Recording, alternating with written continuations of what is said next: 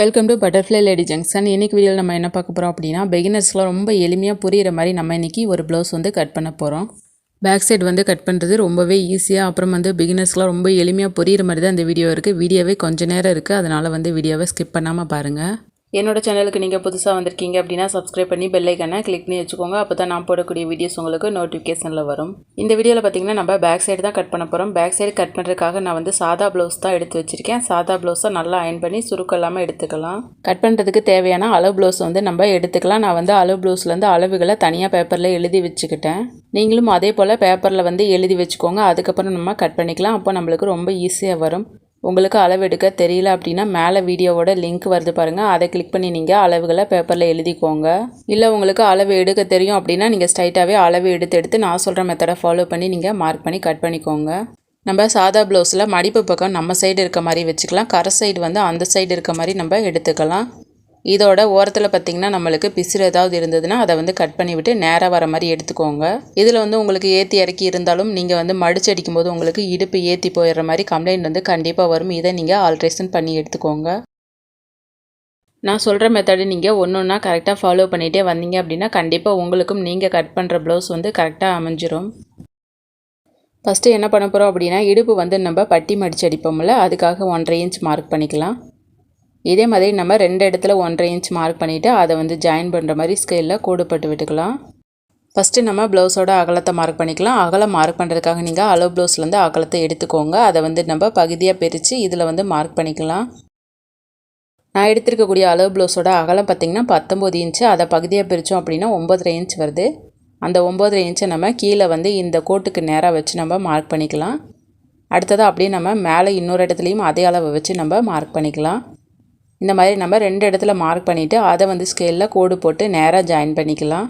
அகலம் மார்க் பண்ணும்போது நீங்கள் கவனிக்க வேண்டியது என்ன அப்படின்னா, நீங்கள் வந்து சாதா ப்ளவுஸில் மார்க் பண்ணுறப்போ அதே அகலத்தை நீங்கள் மார்க் பண்ணிக்கலாம். இல்லை நீங்கள் லைனிங் கிளாத்தில் கட் பண்ணிவிட்டு மெயின் கிளாத்தில் கட் பண்ண போகிறீங்க அப்படின்னா, உங்களோட மெயின் கிளாத் வந்து ரொம்ப கெட்டியாக இருந்தது அப்படின்னா நீங்கள் வந்து 1/4 இன்ச்சு சேர்த்து வச்சு அகலத்தை மார்க் பண்ணிக்கோங்க. செகண்டாக நம்ம என்ன மார்க் பண்ண போகிறோம் அப்படின்னா, நம்மளோட ப்ளவுஸோட உயரத்தை மார்க் பண்ணிக்கலாம். எனக்கு வந்து 12.5 வருது. அதுலேருந்து தையலுக்கு 1/2 இன்ச்சு சேர்த்து 13 வச்சு மார்க் பண்ணிக்கலாம். அதே மாதிரி நம்ம இந்த கடைசிலையும் 13 இன்ச் வச்சு மார்க் பண்ணிக்கலாம். இப்போ நம்ம வந்து எல்லாத்தையும் ஒரு கட்டை மாதிரி ஜாயின் பண்ணி கோடு போட்டுக்கலாம். இந்த மாதிரி நீங்கள் பாக்ஸ் மாதிரி கோடு போட்டு விட்டுக்கோங்க. அதுக்கப்புறம் நம்ம கட் பண்ணுறதுக்கு ஈஸியாக இருக்கும். ஃபஸ்ட்டு நம்ம அகலம் மார்க் பண்ணணும். அதுக்கப்புறம் பார்த்திங்கன்னா உயரம் மார்க் பண்ணணும். உயரத்தில் வந்து 1/2 இன்ச் தான் நம்ம எக்ஸ்ட்ரா வச்சுருக்கோம். அதே போல் நீங்கள் வந்து மார்க் பண்ணிக்கோங்க. மூணாவதாக நம்ம என்ன பண்ண போகிறோம் அப்படின்னா, எப்பயுமே நம்ம வந்து தையலுக்காக ஒரு ஸ்கேல் எக்ஸ்ட்ரா விடுவோம் தெரியுமா, இந்த இடத்துல அதை வந்து நம்ம 1.5 இன்ச் மார்க் பண்ணிக்கலாம். 1.5 இன்ச் அப்படின்னாவே ஒரு ஸ்கேல் அளவு தான் வரும். நான் வந்து உங்களுக்கு மார்க் பண்ணி காட்டுறேன். இதே போல் நம்ம மேலே இடத்துலையும் கீழே இருக்க இடத்துலையும் 2 இடத்துல மார்க் பண்ணிவிட்டு அதுக்கப்புறம் நம்ம ஸ்கேல் வச்சு கோடு போட்டுக்கலாம். இப்போ பார்த்திங்கனாவே தெரியும் நமக்கு ஒரு ஸ்கேல் அளவுக்கு தான் வந்திருக்கு. இந்த அளவுக்கு நம்ம பொதுவாக விட்டாவே நமக்கு சரியாக இருக்கும். இதே போல் நம்ம ஜாயின் பண்ணி கட்டம் போட்டுக்கலாம். இப்போ நம்ம பேசிக்காக அளவுகள் எல்லாத்தையுமே மார்க் பண்ணிட்டோம். இதை வந்து தனியாக கட் பண்ணி எடுத்துக்கலாம். அதுக்கப்புறம் நம்ம கழுத்தோட அகலத்தையும் ஆம்கோலையும் எப்படி வந்து மார்க் பண்ணி கட்டம் போகிறதுன்னு சொல்லிவிட்டு நான் வந்து சொல்கிறேன். நான் சொல்கிற மாதிரி நீங்களும் வந்து கட் பண்ணி எடுத்துக்கோங்க. அதுக்கப்புறம் நம்ம ஒவ்வொரு அளவுகளாக ஃபாலோ பண்ணி கட் பண்ணிக்கலாம். அப்போது உங்களுக்கு கண்டிப்பாக புரிஞ்சிடும். நீங்கள் பிகினர்ஸாக இருந்தீங்க அப்படின்னா கிளாத் வந்து பத்தாமல் எடுத்து தைச்சி பழகாதீங்க. அதே போல் கிளாத் வந்து கொஞ்சம் கெட்டியாக இருக்க மாதிரி பார்த்து எடுத்துக்கோங்க. அப்போ தான் உங்களுக்கு தைக்கிறதுக்கு வந்து ரொம்ப ஈஸியாக இருக்கும்.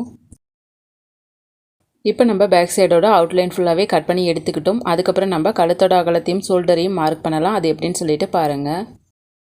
கட் பண்ணி எடுத்ததுக்கப்புறம் நமக்கு இந்த மாதிரி தான் பீஸ் இருக்கும். இதில் வந்து நம்ம மேலே தையலுக்கு விட்டுருப்போம் பார்த்திங்களா, அந்த 1/2 இன்ச்சை நம்ம அடையாளப்படுத்திக்கலாம். இதை வந்து நம்ம 1/2 இன்ச்சு கோடு போட்டு விட்டுக்கலாம்.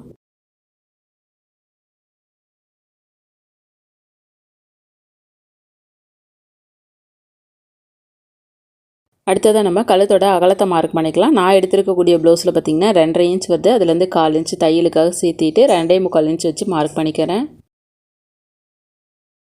அடுத்ததாக பார்த்திங்கன்னா நடுவில் இருக்குது பாருங்கள், ஷோல்டர் வந்து 2.25 இன்ச் வருது. அதுலேருந்து தையலுக்கு நம்ம 1/2 இன்ச்சு சேர்த்து 2.25 இன்ச் வச்சு மார்க் பண்ணிக்கலாம். அதாவது இந்த பக்கமும் நமக்கு அந்த பக்கமும் தையலுக்கு வேணும்ல, அந்த மாதிரி விட்டு நம்ம மார்க் பண்ணிக்கலாம். 2 இடத்துலையும் தையலுக்கு வேணுங்கிறனால நம்ம 1/2 இன்ச்சு சேர்த்து மார்க் பண்ணிக்கலாம். நீங்கள் மொத்தமாக கழுத்தோட அகலத்தை எடுத்துருந்தீங்க அப்படின்னா அதை வந்து எப்படி பிரித்து நம்ம அளவெடுக்கிறதுன்னு நான் வந்து சொல்கிறேன். அதாவது உங்களுக்கு 11.5 இன்ச்சு கிடச்சிருந்தது அப்படின்னா அதில் அரை இன்ச்சை நீங்கள் வந்து லெஸ் பண்ணி விட்டுருங்க. வர்ற 11 இன்ச்சில் நீங்கள் 4ஆக பிரிச்சுக்கோங்க. அந்த அளவு நீங்கள் கழுத்தோட அகலத்துக்கு யூஸ் பண்ணி மார்க் பண்ணிக்கோங்க. அதுக்கப்புறம் உங்களோட அளவு ப்ளவுஸில் இருக்க நடுவில் இருக்க ஷோல்டரை நீங்கள் எடுத்துக்கோங்க. தையலுக்காக அரை இன்ச்சு சேர்த்து மார்க் பண்ணிக்கோங்க. நீங்கள் வந்து 20 இன்ச்சுக்கும் உள்ள ப்ளவுஸ் வந்து கட் பண்ணுறீங்க அப்படின்னா உங்களோட கழுத்து அகலம் வந்து 3 இன்ச்சுக்கு மேலே வராது. அந்த மாதிரி வந்திருந்தது அப்படின்னா நீங்கள் திருப்பி வந்து ஒரு தடவை அளவு ப்ளவுஸ் வந்து கரெக்டான அளவு எடுத்துக்கோங்க. கண்டிப்பாக உங்களுக்கு அந்த மாதிரி போட்டிங்க அப்படின்னா அகலம் வந்து உங்களுக்கு அதிகமாகிறதுக்கு வாய்ப்பு இருக்குது. 20 இன்ச்சுக்கு மேலே வந்துச்சு அப்படின்னா நீங்கள் வந்து 3 இன்ச் யூஸ் பண்ணிக்கலாம். அதாவது நீங்கள் 20 இன்ச்சுக்கு உள்ளேயே வந்தது அப்படின்னா 3 இன்ச் அதுக்குள்ளேயே நீங்கள் வந்து மார்க் பண்ணிக்கோங்க. அந்த மாதிரி மார்க் பண்ணிங்கன்னா உங்களுக்கு வந்து கரெக்டாக வரும். அடுத்ததாக பார்த்திங்கன்னா நம்ம பின் கழுத்தை மார்க் பண்ணிக்கலாம். பின் கழுத்து மார்க் பண்ணுறப்ப பார்த்திங்கன்னா நான் ஏற்கனவே தையலுக்கு விட்டுட்டேன். அதுக்கு கீழே நம்ம டேப் வச்சுக்கலாம். நீங்கள் தையலுக்கு விடாமல் டேப் வச்சிங்க அப்படின்னா கழுத்தோட இறக்கத்துலேருந்து அரை இன்ச்சு நீங்கள் சேர்த்து வச்சு மார்க் பண்ணுற மாதிரி இருக்கும். எனக்கு வந்து கழுத்தோட நீளம் 8.5 இன்ச் வருது. நான் வந்து தையலுக்கு கீழேயே டேப் வச்சுக்கனால 8.5 இன்ச்சை மார்க் பண்ணிக்கிறேன். அடுத்தது நம்ம கழுத்தோட ரவுண்டு போகிறதுக்காக கட்டம் போடணும்ல, அதுக்காக மேலே எவ்வளோ போட்டிருக்குமோ அதை அப்படியே நம்ம கீழே வந்து மார்க் பண்ணிக்கலாம். நான் வந்து 2.25 போட்டனால கீழேயும் 2.25 போட்டு கட்டம் போட்டுக்கிறேன். நீங்கள் வந்து இதே போல் கட்டம் போட்டு விட்டுக்கோங்க. அப்போ தான் நமக்கு கழுத்து அகலம் வரைகிறதுக்கு ஈஸியாக இருக்கும்.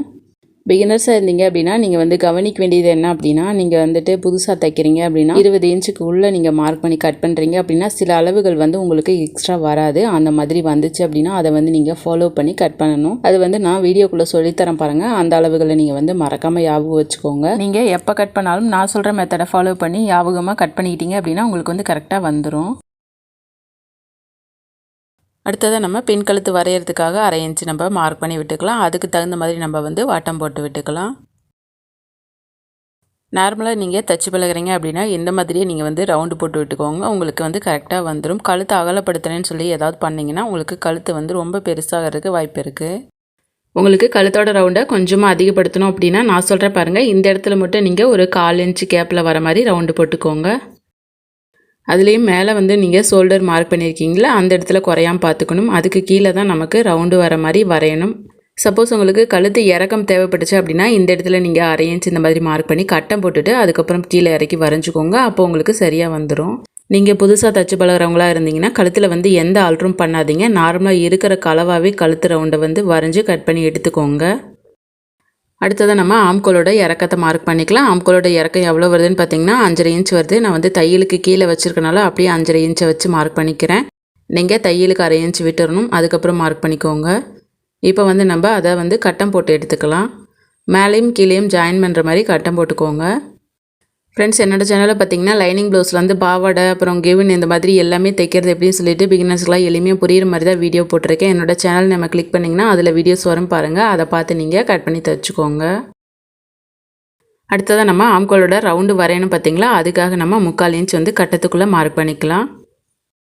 நம்ம 3/4 இன்ச் மார்க் பண்ணியிருக்கோம் பாருங்கள். இதை நம்ம மையமாக வச்சு தான் நம்ம ஆம்கோலோட ரவுண்டை வந்து வரையணும். அதுவும் பார்த்திங்கன்னா மேலே ஷோல்டர் கிட்டத்துலேருந்து கீழே அரை இன்ச் 3/4 இன்ச் இறக்கி தான் நீங்கள் வந்து வரையணும். அது கடைசியில் அகலம் மார்க் பண்ணியிருக்கோம் பாருங்கள். அந்த இடத்துல போய் ஜாயின் பண்ணுற மாதிரி நம்ம வரையணும். இந்த மாதிரி நீங்கள் வரைஞ்சிக்கோங்க.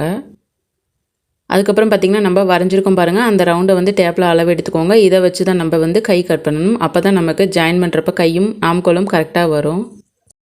ஆம்கோலோட ரவுண்டாக அளவு எடுக்கும்போது பார்த்திங்கன்னா மேலே தையல்லேருந்து கீழே டேப் வச்சு நீங்கள் எடுத்துக்கோங்க. இதில் வந்து நமக்கு குறையாமல் 8.5 இன்ச் அல்லது 8.25 இன்ச் இருக்க மாதிரி பார்த்துக்கோங்க. அதுக்கும் கம்மியாக வந்துச்சு அப்படின்னா நீங்கள் வந்து ரவுண்டை ஆல்ட்ரேஷன் பண்ணி 8.5 இன்ச் 8.25 இன்ச் வர மாதிரி பார்த்துக்கோங்க. அந்தளவுக்கு வந்தால் தான் நமக்கு ஆம்கோலோட ரவுண்டு வந்து கரெக்டாக அமையும். எனக்கு வந்து பார்த்திங்கன்னா 8.25 இன்ச் இருக்குது. நான் வந்து லைட்டாக ஆல்ட்ரு பண்ணி 8.5 இன்ச் வர மாதிரி நான் வந்து அளவு போட்டுக்கிறேன். இதில் வந்து நீங்கள் நார்மலாக ரவுண்டு வரைஞ்சிட்டு அதுக்கப்புறம் கையும் நார்மலாக கட் பண்ணி தைச்சிங்க அப்படின்னா கடைசியில் வந்து ஜாயின் பண்ணுறப்ப கைக்கு வந்து நமக்கு கிளாத் பத்துதா பத்தலையா அப்படிங்கிறது வந்து தெரியாது. கடைசியில் நம்ம வந்து கைக்கு கிளாத் பத்தலை அப்படின்னா ஜாயின் பண்ணுற மாதிரி இருக்கும். இந்த மாதிரி நீங்கள் அளவு எடுத்தீங்க அப்படின்னா முன்னாடியே நமக்கு வந்து கை பத்துதான்றது நமக்கு தெரிஞ்சிடும். அதை வச்சு நம்ம கை ஜாயின் பண்ணிக்கலாம். இப்போ நம்ம வரைஞ்ச பேக் சைடு பீஸை வந்து தனியாக கட் பண்ணி எடுத்துக்கலாம். கட் பண்ணும்போது கொஞ்சம் கத்திரிக்கோலை வளைச்சி கட் பண்ணுங்கள். பிசுறு ஏதாவது வராமல் பார்த்து கட் பண்ணிக்கோங்க. இன்றைக்கி நம்ம பேக் சைடு அளவுகளை தான் எப்படி கட் பண்ணுறதுன்னு பார்த்தோம். அடுத்த வீடியோவில் பார்த்திங்கன்னா கை வந்து எப்படி கட் பண்ணுறதுன்னு பார்க்கலாம். கை கட் பண்ணுற வீடியோ பார்த்திங்கன்னா இந்த வீடியோட கடைசியில் லிங்க் வருது பாருங்கள். அந்த வீடியோவை கிளிக் பண்ணிங்கன்னா கை கட் பண்ணுறது எப்படின்னு சொல்லிட்டு நான் வந்து பிகினர்ஸ்க்குலாம் ரொம்ப எளிமையாக புரிகிற மாதிரி வீடியோ போட்டிருப்பேன். அதனால் அதை பார்த்து நீங்கள் கட் பண்ணிக்கோங்க. அப்புறம் நான் சொல்லி கொடுத்தது உங்களுக்கு புரிஞ்சிச்சா இல்லைன்னு சொல்லிட்டு கமெண்ட் பாக்ஸில் சொல்லுங்கள். அப்போ தான் என்னோடய வீடியோ பார்க்குறவங்களுக்கு ரொம்ப யூஸ்ஃபுல்லாக இருக்கும். இதை பார்த்து நீங்கள் கட் பண்ணது எப்படி வந்திருக்குன்னு அதையும் மறக்காமல் சொல்லுங்கள். என்னோட சேனலில் இருக்க வீடியோஸ் எல்லாமே பார்த்தீங்கன்னா பிகினர்ஸ்லாம் ரொம்ப எளிமையாக புரியணுங்கிறதுக்காகவே நான் வந்து மேக் பண்ணி போட்டுட்ருக்கேன். என்னோட வீடியோஸ் பிடிச்சிருந்ததுன்னா லைக் பண்ணி சப்ஸ்கிரைப் பண்ணி பெல் ஐக்கனை மறக்காமல் கிளிக் பண்ணி வச்சுக்கோங்க. இந்த வீடியோவோட தொடர்ச்சி வீடியோவோட கடைசியில் வரும். ஸோ மிஸ் பண்ணாமல் நீங்கள் கிளிக் பண்ணி பாருங்கள். நெக்ஸ்ட் வீடியோவில் பார்க்கலாம் ஃப்ரெண்ட்ஸ்.